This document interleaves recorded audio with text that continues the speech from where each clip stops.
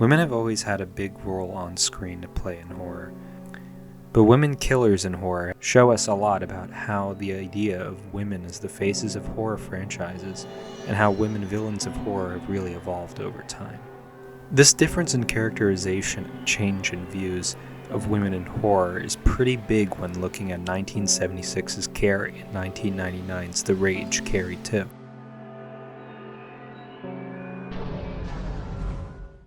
The original Carrie is a story told from a male point of view, with author Stephen King adding on his websites noting for the book that the story is largely about how women find their own channels of power and what men fear about women and women's sexuality. This story is coming from men's fear of women coming to her terms with her sexuality as a danger for men.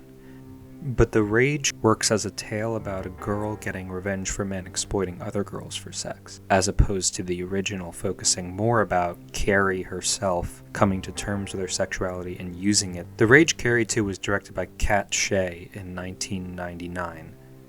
While it came out 23 years after the original, it follows a new storyline with a majority of new characters, with the main character, Rachel Lang, serving a connection to Carrie as her half-sister. Rachel is also suffering with telekinesis in this one.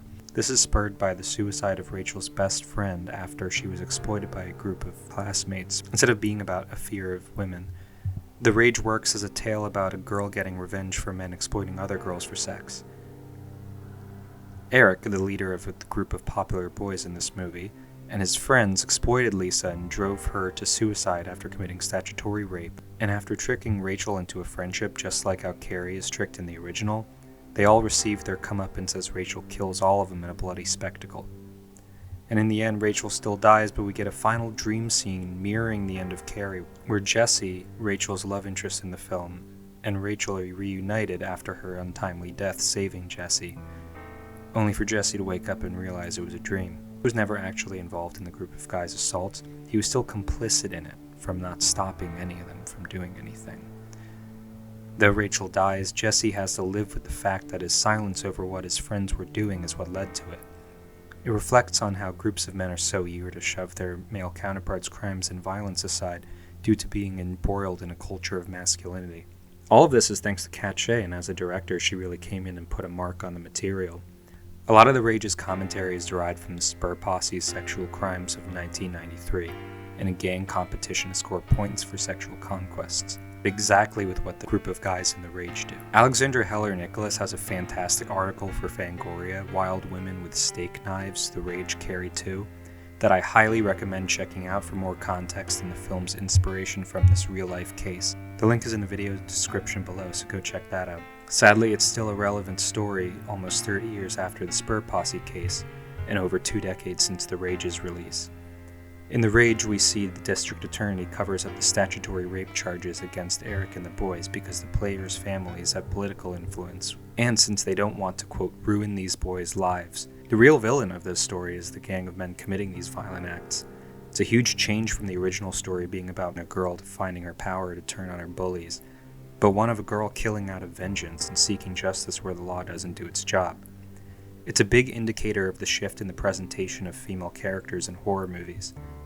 Both Carrie and Rachel are the faces of the movie, but Carrie is depicted as a violent force of nature by the end, even coming out of the ground zombie style in a dream. Rachel mostly keeps her powers to herself unless provoked until her big revenge at the end. Carrie also has a generally closed off, quote, sweet girl vibe to her, where Rachel is much more of a grunge 90s type, which also reflects a lot on the changes in feminism in the 70s as opposed to the 90s and its influence on horror film. It's also interesting to know how this is one of the only Stephen King adaptations directed by a woman, besides 1989's Pet Sematary and 1992's Pet Sematary 2 directed by Mary Lambert, 1999's Children of the Corn 666 Isaac's Return from Carrie Skoglund, and 2013's Carrie remake directed by Kimberly Pierce. The Rage was only the 4th Stephen King adaptation to be directed by a woman upon its release, and the 5th overall to date. That's 5 out of over 50 movies. As shown by Carrie, these others still contain some really strong metaphorical and thematic work with their female characters. I think Brian De Palma's Carrie is a stone-cold classic. But it's interesting to see how little women have been given the helm of King films, especially given the resurgence of King adaptations since It in 2017, and with new ones coming out to this day. Literally one of them is coming out the day I'm releasing this video. It's also interesting to note that 4 out of these 5 are sequels or remakes, and only 2 are actual adaptations of a Stephen King book.